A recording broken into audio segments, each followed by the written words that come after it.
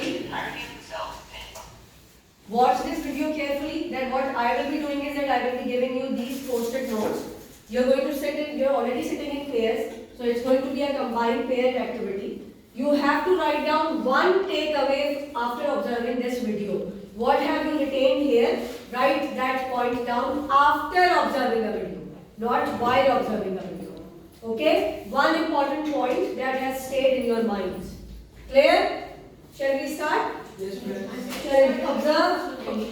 Sorry, yes, Adam? Start the beginning. It is from the beginning. By the cell membrane. The cytosol, on the other hand, is the part of the cytoplasm not taken up No, by it's not organs. from the beginning. Cells are often larger than animal cells. Well, except for eggs. The largest single animal cell is an unfertilized ostrich egg, which weighs around 1.5 kilograms. So let's discuss similarities. Both animal and plant cells have membrane-bound organelles. They also both have cytoplasm, a cell membrane, a nucleus, mitochondria, rough and smooth endoplasmic reticulum, the Golgi apparatus, and peroxisomes. The nucleus is where the genetic information of the cell is housed. The cytoplasm is not to be confused with the cytosol.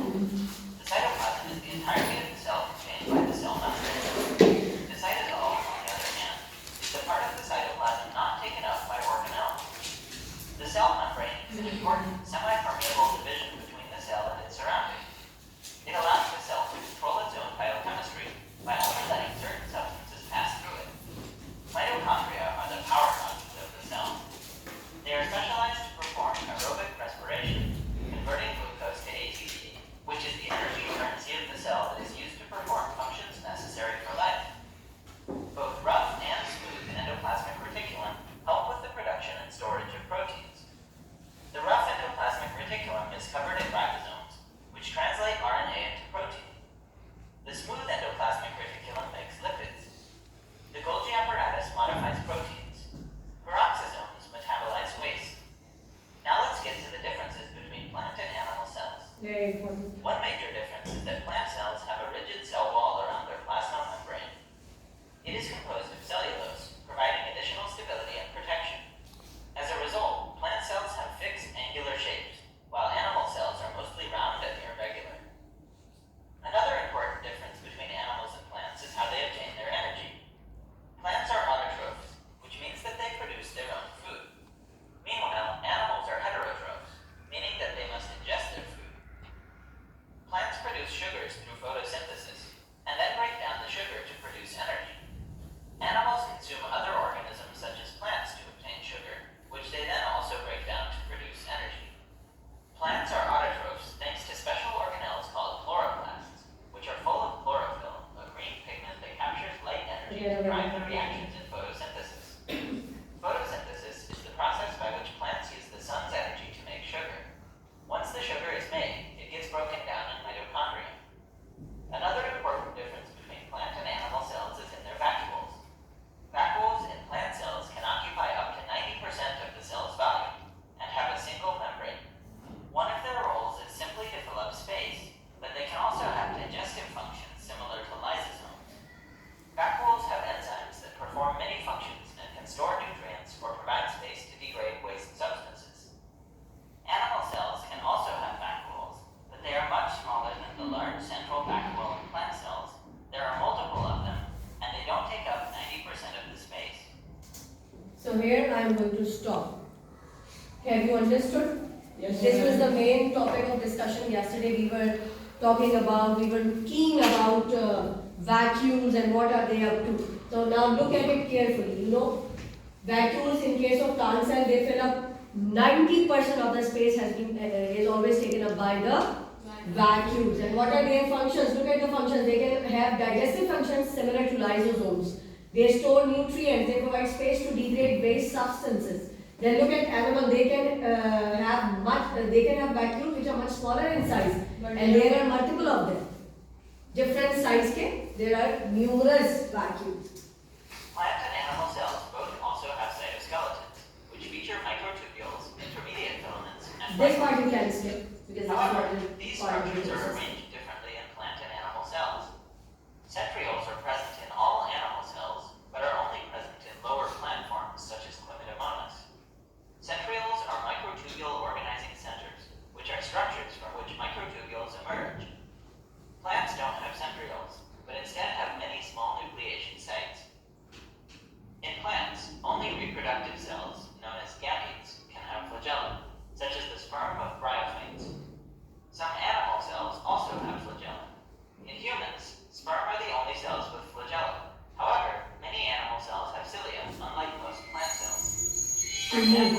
these are the Cilia in locomotive our organs. respiratory system to help move debris and mucus, in the female reproductive system to help sperm move towards the egg, and elsewhere. Animal cells have clearly defined lysosomes. However, it's still debated whether some plant cells have them. Lysosomes are membrane-bound spherical vesicles containing hydrolytic enzymes that can break down biomolecules. They are involved in cell processes like secretion, plasma membrane repair, cell signaling, and energy metabolism. Plant cells also have plasmodesmata, which are channels that connect two plant cells. An analogous structure in animal cells is the gap junction, which connects the cytoplasm of two adjacent cells. If you enjoyed this video, like and subscribe. You can also Okay, so good to go with the video? Yes. Are we ready? Yes. So your time starts now. Any one crucial point that you could memorize now, write it down. Please also mention your names. Also mention your names somewhere at the corner. Yes. The participants should write down their name at the corner of the chit, and then you will write down one paper. Yeah. Adam, I think I need your help to put it up. And you can do it. And we will turn on the lights as well. There we go. Hurry up, children. Thank you. Thank you very much. Thank you, Heather. Charity, we have a limited time.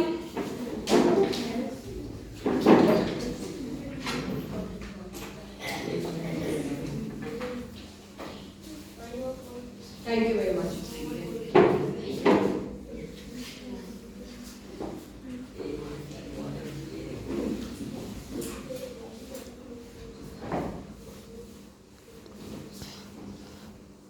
I will start the countdown myself. I hope you have written your names at the top of the list.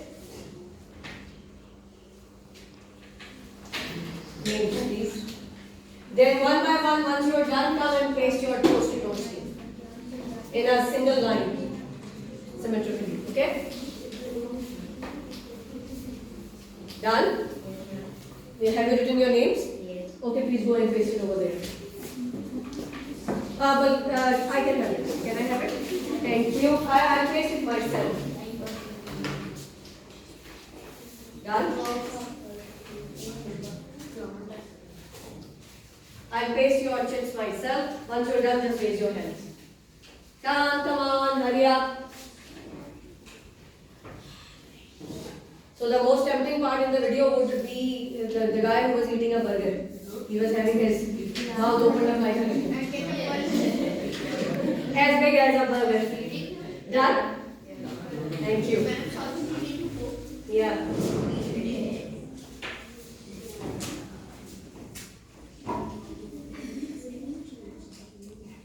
Okay, what's taking you so long? Are you done? Still doing it, Fawad and Abdullah Salim? Okay.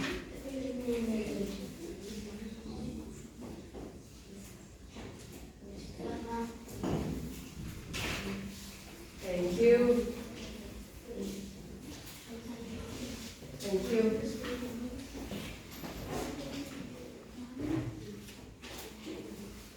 Okay, 1, 2, 3, 4, 5, 6, 7, 8, 9, 10. Good job. Okay, so I have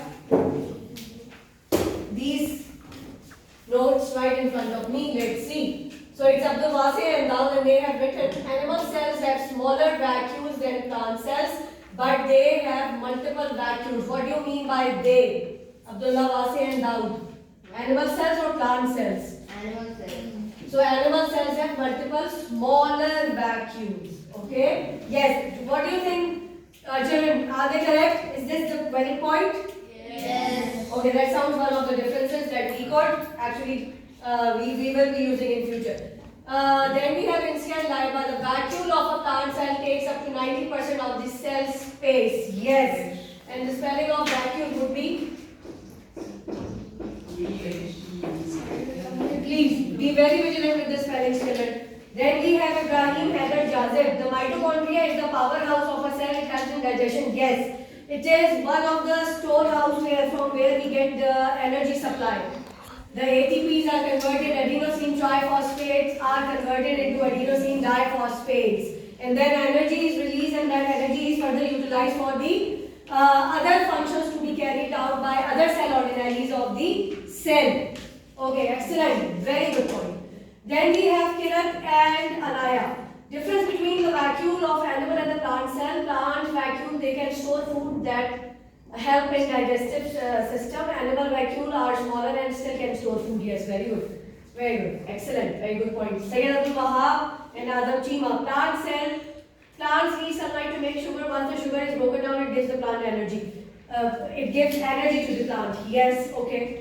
Plant cells have larger vacuole which take 90% space, but animal cells have smaller vacuole. Plant cells have chloroplast which contains chlorophyll and that pigment makes the food by photosynthesis, and the pigment makes the plant leaves green. Excellent, Zainab and Manha, very nice point. I assume you people have been observing it very keenly. Wow, excellent. Rauf and Ali, 90% of the plant cell has large vacuole. 90% of the plant cell has, yes, ठीक है, fine, ठीक है. अब कान को आप ऐसे पकड़ रहे हो फिर ऐसे पकड़े, बात तो एक ही है. Good. The animal cell has small vacuole. Okay. So you people are more interested in the vacuoles. That's what I could see. Then Fawad Alam and Abdullah Salim, there is a cell wall in the plant cell and none in the animal cell. Yes, please everybody clap for yourself. Well done. Yes. So children, what have we understood after conducting this activity and observing a video in the last lesson when we started playing this video and we couldn't complete it somehow because of the shortage of the time? What have you understood? What is, if I come back to the start from where we actually started, if I may ask you, what is a cell? How important is a cell? Yes, Heather. Cell is the basic building block of every living organism. And what will happen if there have been no cells? What can happen to your body? Can someone think of something? Just think deep. Think out of the box. Think of something that I have not taught you and you have never studied. How important cell appears to be now. Now, observing that video, you came to know that there are certain activities like digestion, enzymes, removal of the waste material that are carried about by the cell organelles which are there in the tiniest cells, which are not even visible to us. Imagine how important would they be. If there had been no cell, there is no life. There is no imagination of existence of life. Get it? Yes. You want to say something? Yeah, I just wanted to ask that yesterday you said that usually leaves have a green pigment. When the leaves dry, does the color of the pigment changes? The color of the pigment changes. Yes, the leaves wilt. And why do they die? Because the cell has died. So that means everything inside the cell has also died. So that's why the color changes. Make sense? Yes. Fair enough? So therefore, and you know there is this production of the cell every single microseconds. They are replaced, the dead cells. The dandruff in your, some of the students they come across with me as well. Dandruff. What is dandruff? Dandruff are the dead cells. They are the dead cells of your skin. The snake, they shed off their skin. That's the dead skin. That's the dead skin, and that skin is made up of cells. So the cells have to be removed. Similar is the case with the dandruff. Dandruff are the dead cells of your skin. So they have to be removed and replaced by the healthier ones. And this keeps on taking place. Sometimes you see that your skin gets rougher and rougher during the winter season. And why is that so? Because the cells are dead. And when you do this, they come off. Because there is a new skin underneath the dead skin. So we have cells everywhere. None of the living thing can function without the dead cells. Without the cells. The cells. Okay? Okay children, I think here we come to an end of the lecture and the topic is completed from my side. Any question? No. Okay. Thank you very much, children. Thanks a lot. See you tomorrow, inshallah. Okay. Thank you.